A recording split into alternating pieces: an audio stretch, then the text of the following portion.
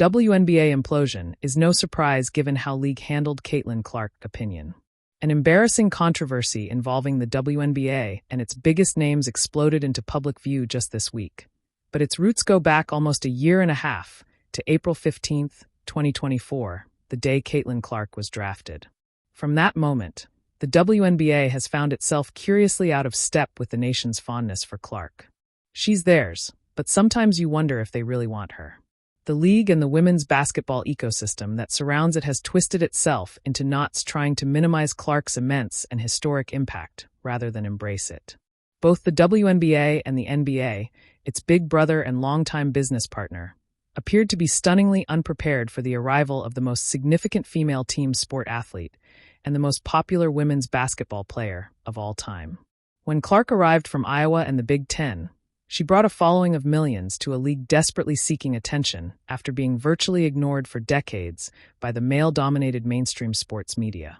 Instead of welcoming this development, the league, players, coaches, owners, commissioner, at times seemed to recoil from her, sometimes even making snide remarks.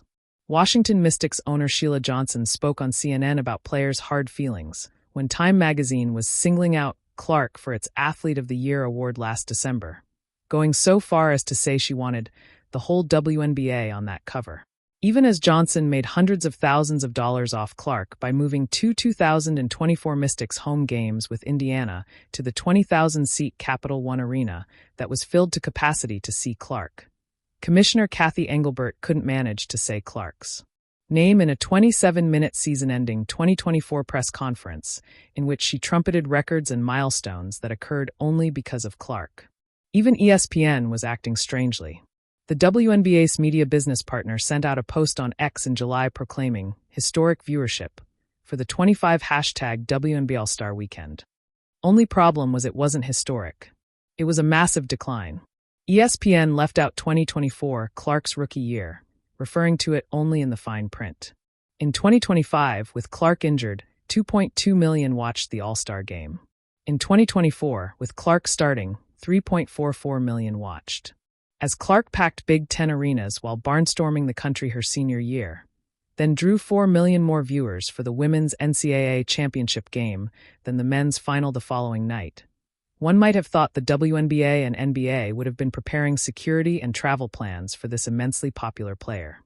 She had become not only one of the most famous athletes in the country, she was one of the most famous people in the country. Instead, the WNBA demanded she fly commercial, something that would have been unthinkable for a male athlete of her caliber until a journalist, me, called and asked about it. For days later, Clark and the WNBA had charter flights. What kind of leadership was that? Race, of course, plays a massive role in the league's acceptance of Clark, with 74% of WNBA players identifying as Black or mixed race. Many of us who have covered the women's game for decades would have loved Black women like Lisa Leslie or Maya Moore to have had the fan support and national television impact of Clark, who is white, but that unfortunately did not happen. Yet now, the spotlight shining on Clark also shines on Black players who deserved attention for years, but never received it, until now. Clark's teammate Kelsey Mitchell, who is Black, has spoken about the opportunities she is receiving because she is a teammate of Clark's. And four-time league MVP Aya Wilson's fame has skyrocketed since Clark arrived. Wilson received 95,860 votes for the All-Star Game in 2023, when Clark was still in college. But with Clark's name on the ballot, she jumped to 607,300 in 2024 and 986,662 in 2025. If race is the reason some want to minimize Clark, that's terribly unfortunate, Brianna Scurry, the first Black superstar on the U.S. women's soccer team, said in my book on her game, Caitlin Clark and the Revolution in Women's Sports.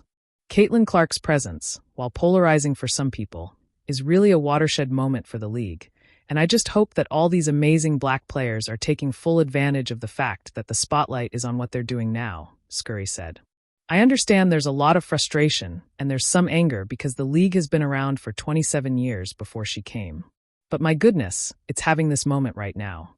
And please, please, please, as players in the league, do not let this opportunity pass you by to get yours. So here we are, chaos out in the open, 2 seasons in the making.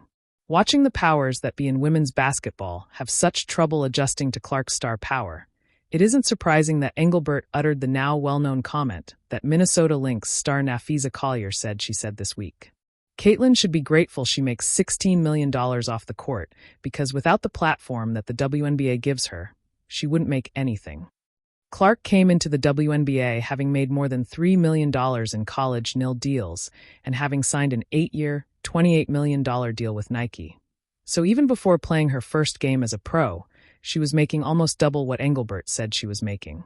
If the women's pro basketball ecosystem doesn't love Clark, the U.S. marketplace certainly does.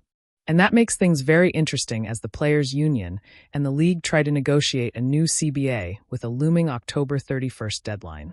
This is straight up the most important moment in this league's history, Clark said Thursday. This league's been around for 25-plus years, and this is a moment we have to capitalize on.